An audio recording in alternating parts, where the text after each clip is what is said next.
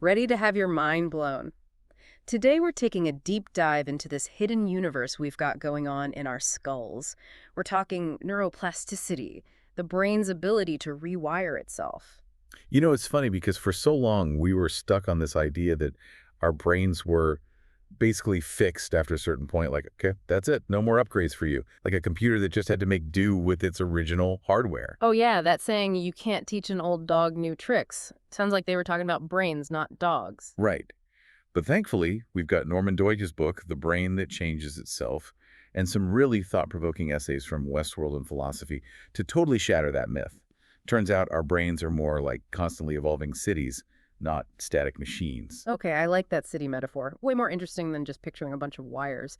So how did this fixed brain idea even get so ingrained in science for so long? Well, it was this theory called localizationism, the idea that each part of the brain had one specific job, like for life, assigning each district in our brain city a single, unchanging purpose, basically. And if one district went dark, That was it. Game over? No rerouting the power or anything? nope, not according to the prevailing wisdom back then. But even during that time, there were some brave souls, true pioneers, who dared to challenge that dogma. Like Paul Bacurita, right, with those wild sensory substitution experiments he was doing. Exactly. Bacurita was ahead of his time. He showed that you could actually reroute sensory information, proving that losing one sense didn't have to mean a total blackout. Mm. Imagine if one of our brain cities districts lost its main form of communication and another district was like, hey, no worries, I got you, and shared its resources. That's amazing. And I remember reading about Cheryl, the woman who lost her sense of balance. It felt like the perfect example of this kind of rewiring. Absolutely. Cheryl's balance system was damaged. But with this special device, she was able to retrain her brain to receive those balance signals from her tongue instead of her inner ear. Talk about a sensory detour. From her tongue. Wow. Okay, so how does the brain even begin to make sense of those detours? It's like it's redrawing the map of its own city as it goes. You got it. The brain does create maps for different functions and body parts, but get this, these maps aren't set in stone. They change based on what we do, what we experience. So new route opens up in our brain city, the map gets an update. Precisely. And that's where Michael Merzenich work comes in. Remember that experiment with the monkey and the phantom finger? Yeah, wasn't that where they discovered that when a monkey's finger was amputated, the brain didn't just leave that area of the map unused? Exactly. The surrounding areas were like, hey, free real estate. They actually expanded, taking over the Oh, space. efficient, right. Our brains don't like to waste space. So it's like the brain is saying, well, if no one's using this office space anymore, let's knock down some walls and make room for that new project we've been wanting to start.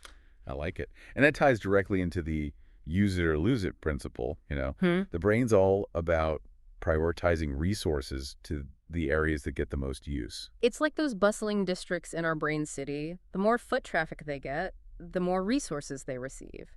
And that leads us right into one of the most exciting things about neuroplasticity-focused learning. It's not just about getting back what was lost, it's about what we can become. Absolutely. If we want to rewire our brains for the better, we've got to put in the work and pay attention. So like building new highways in our brain city, focused attention and repetition are the construction crews, paving the way for those neural superhighways. And one of the key materials they use is a neurochemical called BDNF. Ever heard of it? BDNF rings a bell. What is it exactly, and what's it doing in our brain city? Think of it as the fertilizer for those new neural pathways. Helps those connections grow strong and last.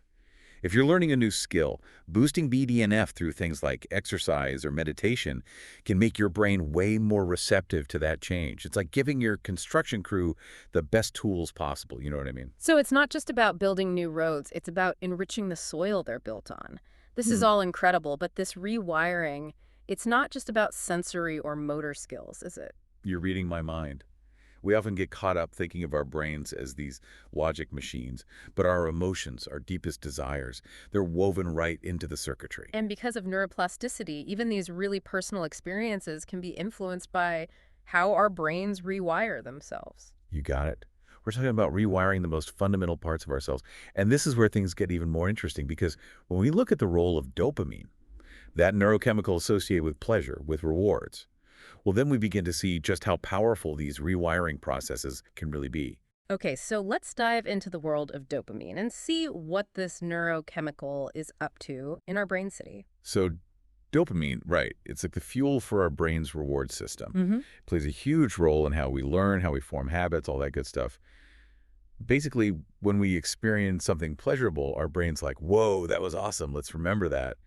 And it releases this surge of dopamine, like taking notes, but with brain chemicals. So dopamine's like the mayor of our brain city, throwing a parade every time we do something that lights up those reward pathways. I love that. And just like a parade, right? It strengthens those pathways, makes it more likely we'll repeat the behavior, makes you think twice about those instant gratification moments. Yeah, because those things that feel good in the moment aren't always the best for us long term. And our sources really get into this with how dopamine ties into pornography, which is fascinating and a little bit A little tricky to navigate. exact. Well, think about it. With pornography, you have this constant dopamine rush, right? And it's reinforcing very specific pathways related to desire and arousal. But over time, it's like our brain city starts prioritizing those highways, those dopamine superhighways, potentially at the expense of other, maybe more fulfilling pathways related to sexuality. It's like, why bother exploring the whole city when this one district is constantly putting on a fireworks show? You got it. And those fireworks might be dazzling, but, Wow. well, are they really the most fulfilling spectacle in the long run? Understanding neuroplasticity gives us a chance to step back and maybe do a little city planning of our own. Right, because it's not like we're just along for the ride. We're not passive bystanders in our own brains. Exactly. We've got the power to redesign our streets, decide which districts we want to cultivate. So dopamine might be the mayor throwing those dopamine parades, but we're the city planners. We decide where those parades go, what kind of city we want to live in. I like it. And speaking of powerful things, we can't forget about love and attachment. Our sources talk a lot about oxytocin, the love hormone, and the role it plays in building those bonds. And this is where that study with the sheep comes in, right? The one where oxytocin injections seem to reshape their maternal instincts. I mean, it really makes you wonder what kind of rewiring is happening in our human brains when we experience those really intense feelings of love. It really is mind-blowing, isn't it? Because that study suggests that oxytocin might actually be helping us form new attachments. Like it's literally rewiring pathways that might be holding us back from those connections. So it's not just that our brains are wired for love, they're constantly rewiring for new relationships, new experiences as we move through life. Exactly. And this actually leads us to another really powerful emotion, trauma. When something traumatic happens, how does our brain, that adaptable city, respond? Because trauma, it's not just something we remember, right? It actually changes our neural pathways. Absolutely. It's like a major earthquake hit our brain city. Buildings crumble, roads are blocked. Some districts might even become totally inaccessible for a while. And the aftershocks, they can linger for years, making it hard to rebuild. But our sources, they offer hope. There are ways to heal, right? There are. Because just as our brains can be shaped by negative experiences, they can be reshaped by positive ones.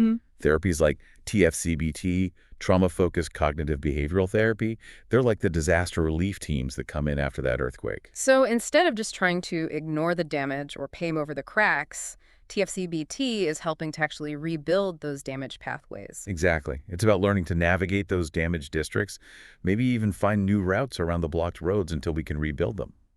Understanding neuroplasticity, well, it reminds us that we're not stuck with the wreckage. A message of hope. Our brains are resilient. They want to heal. They really do. And as we've been exploring all the ways our brains can rewire themselves from those sensory substitutions to overcoming trauma, we can't avoid one of the biggest questions there is: consciousness. What is it? Where does it come from?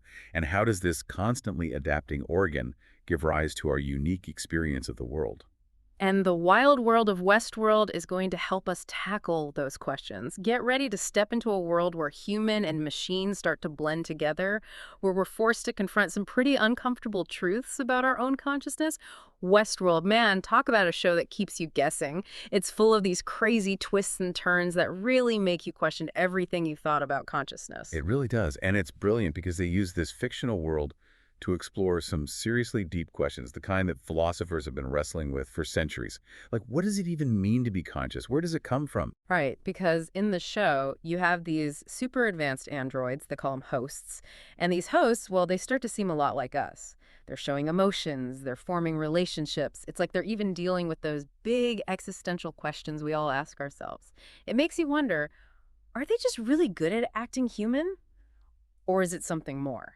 And that's where neuroplasticity adds this whole other layer, right? Because if consciousness is all about how our brains are wired, those networks of neurons, what happens when we create artificial brains that can rewire themselves too? It's like the creators of Westworld took that idea of the brain as a city and said, hold my beer, watch this. Like, what if we build a whole artificial city with the same complexities, but instead of concrete and steel, it's neurons and synapses? Exactly. And these hosts, they aren't just following some script, they're learning just like us.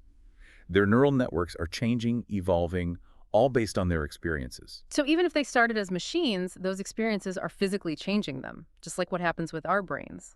Precisely. And that brings up this huge question. If consciousness comes from those complex, self-modifying networks, whether they're biological or not, then, well, where do we even draw the line? Yeah, like, are the hosts in Westworld really conscious, or are they just masters of illusion? It's a mind bender, for sure. And the show doesn't shy away from making us squirm a little. It forces us to look at our own biases, that human-centric way of thinking, like we're somehow so special. We always want to think there's something magical about our brains. But Westworld throws a wrench in that. Makes you think maybe consciousness is more universal than we want to believe. It's a heavy thought, especially now when technology is changing everything so fast. We've got AI that can learn, that can adapt. I mean, it can even beat us at our own game sometimes. So understanding neuroplasticity isn't just about figuring out our own brains. It's about getting ready for a future where human and machine, I don't know, maybe they're not so different after all. It's like we're having to rethink everything, our definitions of intelligence, of consciousness, even what it means to be human. Lots to unpack there, for sure. Well, as we wrap up our deep dive into neuroplasticity, one thing's for sure. Our brain's ability to change, to adapt, I mean, it's a force to be reckoned with. It makes us who we are, shapes how we see the world, and even makes us question some of life's biggest mysteries. Absolutely. It's a journey of discovery that never really ends. The more we understand how our brains can rewire themselves, the more we realize our own potential. So if you're feeling inspired, if you want to embrace this whole neuroplasticity thing, remember, challenge yourself. Learn new stuff. Get out of your comfort zone because everything you do, everything you think, it can change your brain and open up new possibilities. And as you explore this amazing world inside your head, always remember this. You're not just a product of your genes or your past. You are the architect of your own brain, writing your own story. And every thought, every action, well, it's a chance to rewrite that story, to create a future that is even better than you ever imagined. So keep asking questions, keep learning, and never underestimate just how powerful your own brain truly is.